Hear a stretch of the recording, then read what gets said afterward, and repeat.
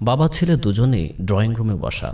শ্রদ্ধেয় বাবা এতক্ষণ বই পড়ায় মগ্ন ছিলেন। তিনি বই পড়া থেকে বিরত হয়ে ছেলেকে উদ্দেশ্য করে বললেন, বাবা দেখো তো এটা কি? বাবা এটা কবুতর। এই বলে ছেলে আবার নিজের কাজে ব্যস্ত হয়ে পড়ল। বাবা বাড়িতে অবসর জীবন কাটাচ্ছেন।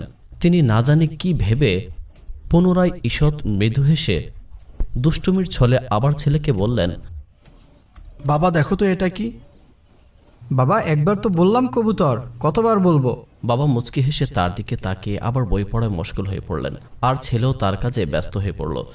কিছুক্ষণ পর বাবা পুনরায় দুষ্টুমির ছলে ছেলেকে জিজ্ঞেস করলেন, বাবা দেখো তো এটা কি?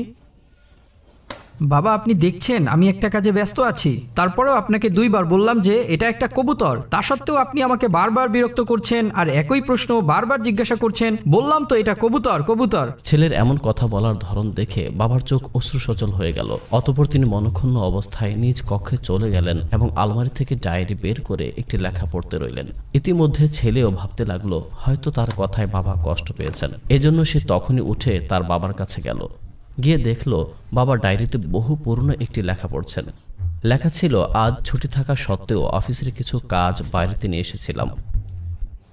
সহধর্মিণী কাজে ব্যস্ত থাকায় ছেলেকে আমার কাছে রেখে কাজ করতে থাকে, আর এদিকে আমিও আমার কাজ করতে রইলাম। হঠাৎ একটি কবুতর দরজায় এসে বসলো। এরপর ছেলে আমাকে জিজ্ঞেস করলো, বাবা এটা কি? আমি বললাম কবুতর। আমি তখন অনেক ব্যস্ত ছিলাম, কিন্তু ছেলের আগ্রহ যেন শেষই হচ্ছিল না। সে কম করেও আমাকে 30 বার জিজ্ঞেস করেছে, আর আমিও তাকে প্রতিবারই হাসি মুখে উত্তর দিয়েছি, এই ভেবে যে তার এখন শেখার বয়স। কিন্তু আজ সেই একই প্রশ্ন বাবা ছেলেকে 3 বার জিজ্ঞেস করায় সে বিরক্ত বোধ করল। বাবার এই লেখা দেখে ছেলে তার ভুল বুঝতে পারল আর বাবার গলা জড়িয়ে ধরে কাঁদতে লাগলো। সোশ্যাল মিডিয়ার ভিউয়ার্স, আমাদের স্বভাবও কিছুটা এমনই। মা বাবা না জানি কত কষ্ট করে আমাদের বড় করেন, নিজেরা কষ্ট করে আমাদের শখ আহ্লাদ পূরণ করেন, আমাদের জন্য কত পরিশ্রম করেন। অথচ যখন আমরা চলতে শিখে যাই তখন তাদেরকে ভুলে যাই।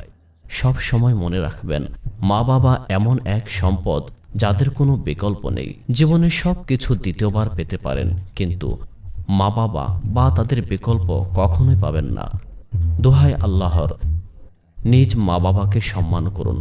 হাদিসে পাকে বর্ণিত, তারা অর্থাৎ মা বাবা তোমার জান্নাত আবার জাহান্নামও।